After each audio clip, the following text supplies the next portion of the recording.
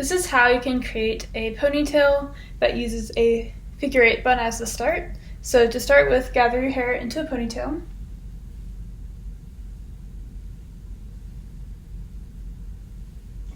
I usually do this pretty high up. I just prefer high ponytails for some reason.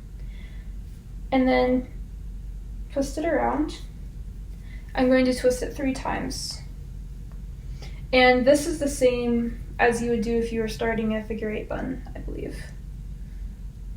So you end up with this at the top, with the tail hanging out, and then take the top, just the very top loop, and sort of flip it up.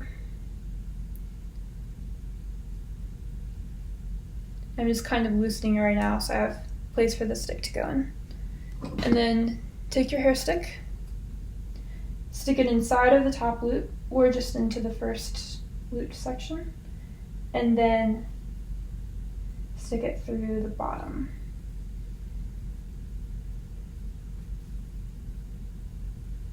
Like this. And you can kind of floof up the ends. My ends are pretty strongly fairy-tailed, so they're not super thick. Like this. So getting closer so you can see. I'm not sure if this angle is working out. So there's like a top loop, and the stick goes inside of that top loop. And then there's actually a bottom loop. And I have a stick going through kind of like the middle of that loop section rather than the very center, just to give like the stick extra hair to grab onto. I don't like to do my loops so tight, so that way grabbing some of the hair itself just allows it, in my mind, to stay more secure.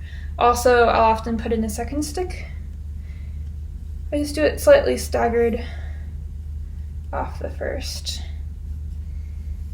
I think it looks cool with 2 sticks, and also it does add some extra support. My only concern with this is that sometimes it gets too tight, but I have definitely done it before.